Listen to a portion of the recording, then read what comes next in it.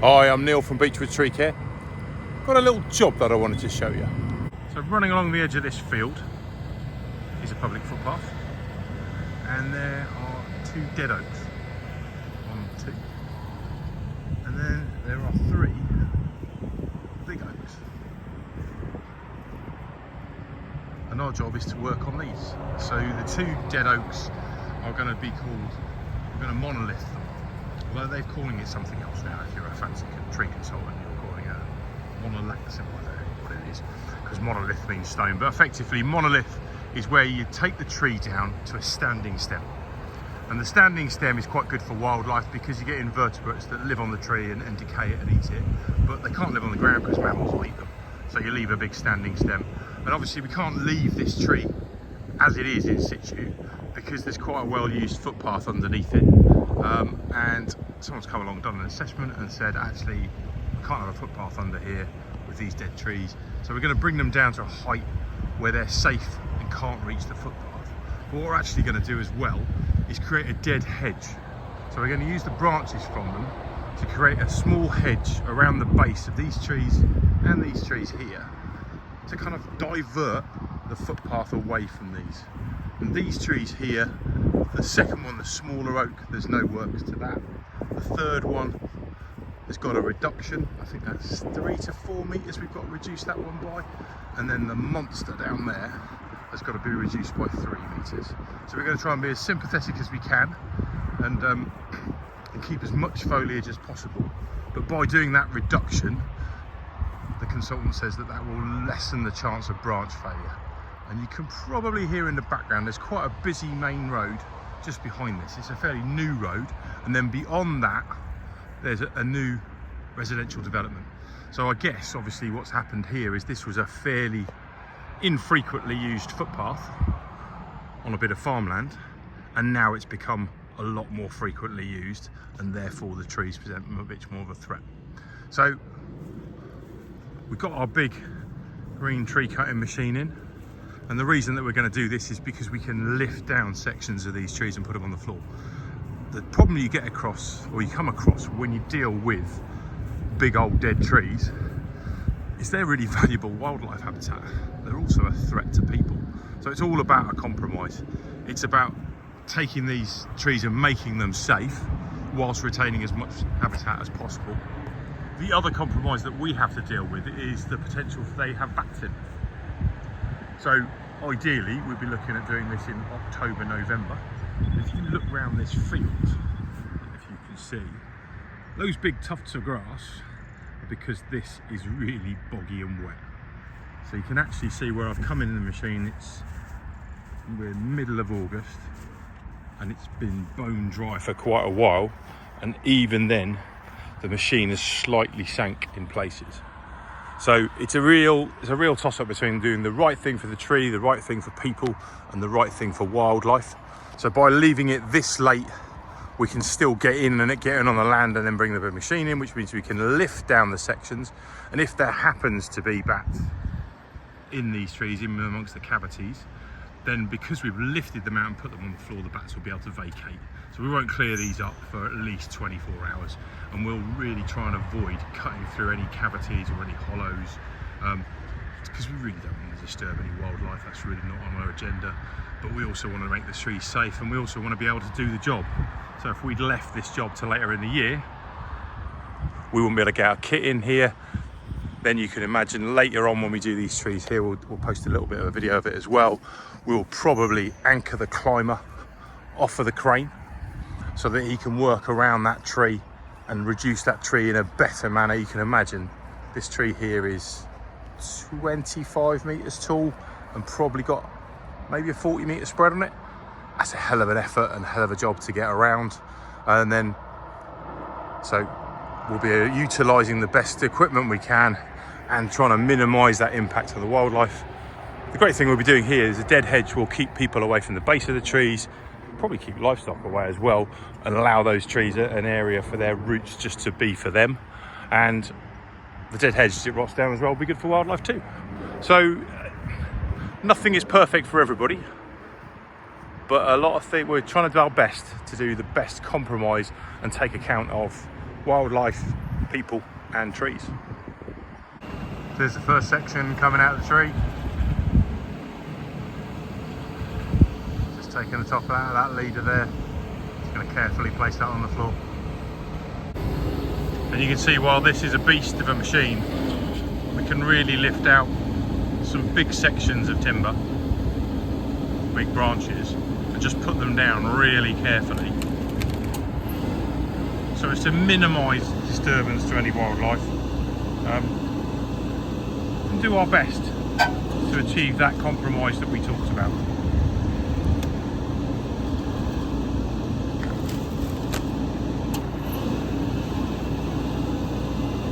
And now what we'll try and do is leave all this just exactly where it was. If there's any wildlife in it that's hiding away, wondering what's happened, it'll be able to just leave and vacate this overnight. So getting on nicely, monolithing this dead oak. See the sections I've already put on the floor. Just released in this section here. And with a tree like this, a little bit of cutting and a little bit of grabbing and pulling, so to create some tears and some features in that tree as well. So far, no signs of any wildlife or nesting birds. No bats have come out, which is great. But if there were some bats within a cavity in this section here, I'm guessing they would fly out when I cut it, or they'll come out overnight, because I'll be able to just gently put this on the ground.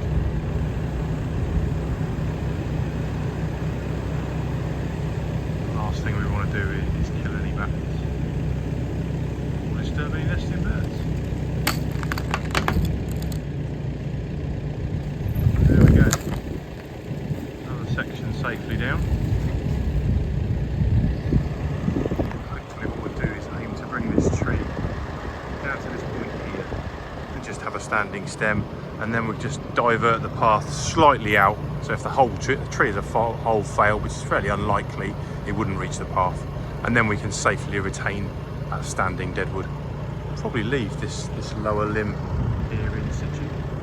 It's got some good features in it, so really just those two big spires or two big leaders to take out.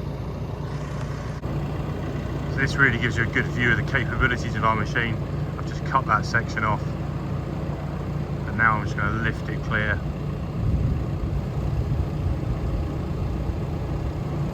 Nice and gently moving that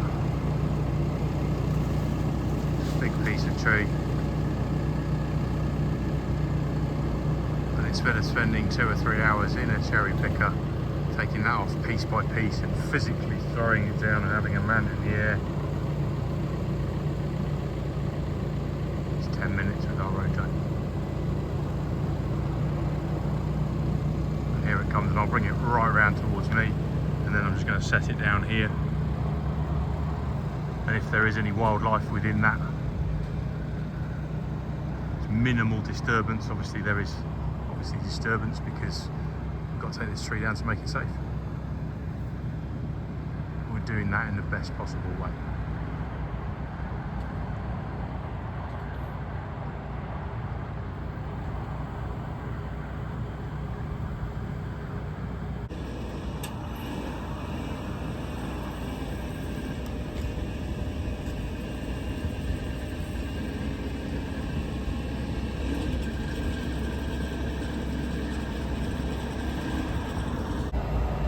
So second tree,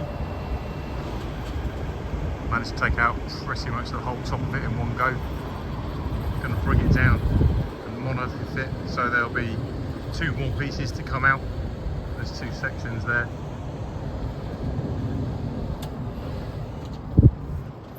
But yeah, comfortably taken out that whole section, and I'll just pop that down gently in the field and then come back and take the rest. So it's a beautiful morning. Start this morning with the reduction on this big oak. Got Flynn up there today working the tree, and we're using the roto to create false anchor so that Flynn can easily work around the tree and give it the at the moment he's just started off with that section there, and he's going to reduce that back in heavily. And we're looking to keep this tree looking like a tree, but give it a lovely 4 metre reduction. That's our plan. So we're progressing nicely. The great use of the machinery and the climbing techniques. So you'll see Flynn's on 2 lines there, and he's just taken out all the deadwood towards the end of this limb, and then we're going to reduce this limb in quite heavily to bring in the canopy of this tree. You see almost a section at the top there, that's already been reduced down. So this is specced out by a consultant to be reduced by 4 metres. And so we're just working our way around, and ideally what we'll have at the end of it is a tree where we've retained as much foliage as we can, but we've gone to the spec. And by utilising the roto, we can get really right out on the ends there. Look, really nice little step cut there from Flynn. So nice and controlled, so he can put that branch where he wants to. And he's going to reduce that limb in there.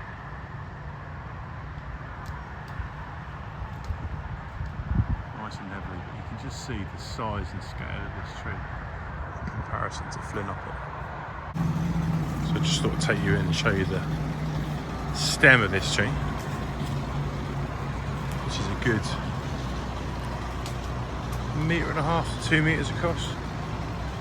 And although we didn't spec this, I suspect the reason we're doing that 4 metre reduction is because of this hollowing, and that goes right into the centre of the tree. Now it's not the end of the world having a hollow tree, but it does mean it's more likely to fail, and therefore by reducing it all over, we reduce that risk.